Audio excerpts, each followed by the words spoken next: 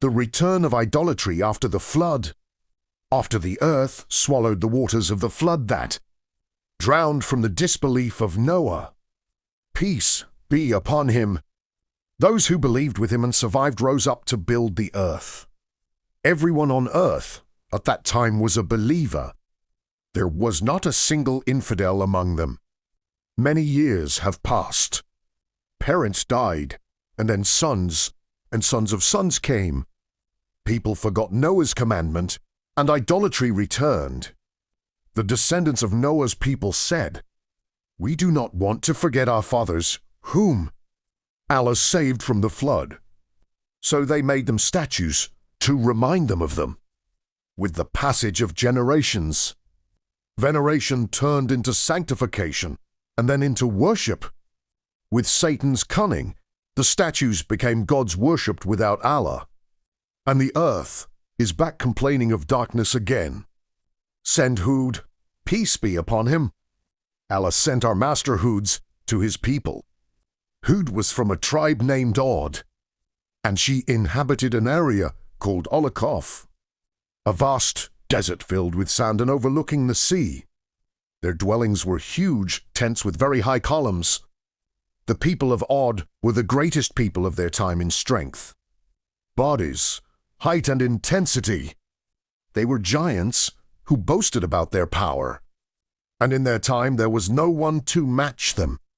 But despite the strength of their bodies, their minds were dark. They worshipped idols, defended form, mocked and accused their prophet. Hud's invitation to his people. Hud called them to worship Allah alone and leave idolatry. He said to them that Allah, who created them, is more powerful than them, and that they must fear him. But they mockingly asked him, "Do you want to be a master over us? What pay are you asking for?" So he told them that his reward was for Allah, and that he did not want anything from them, only to return to the truth. Remind them of the blessings of Allah upon them, how he made them successors after Noah's people, and how he gave them strength in bodies, fertile land, and rain that revived their planting. But they grew up on their side. "Are you saying our parents were wrong? You claim we'll be sent after we get dirt." They laughed and laughed at the idea of resurrection and reckoning. Talk about the day of judgment. Hud explained to them that belief in the hereafter is a necessity to achieve. Justiciala. The oppressor may escape in the world, and the aggressor may live strong and respectable. So where do the rights of the oppressed go? Justice requires a day when everyone is held accountable. Belief in reckoning also cleanses the soul from greed and selfishness, and raises man from the bondage of the world to the bondage of Allah. But his people lied to him and said, "This is impossible." Public position senior people, folk chiefs, stood against him.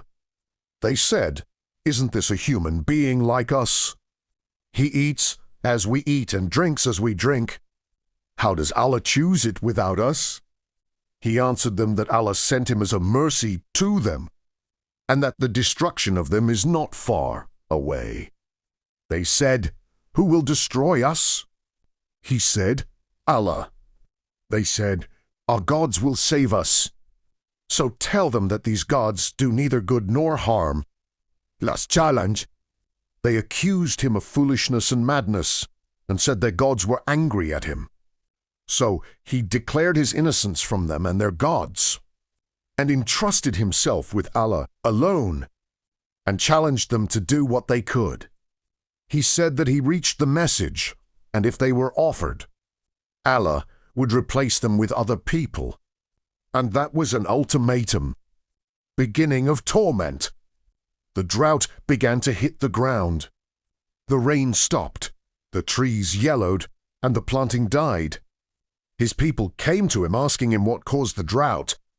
He said, "Allah is angry with you, and if you believed, I would send rain and increase you, strength to your strength." But they mocked him even more.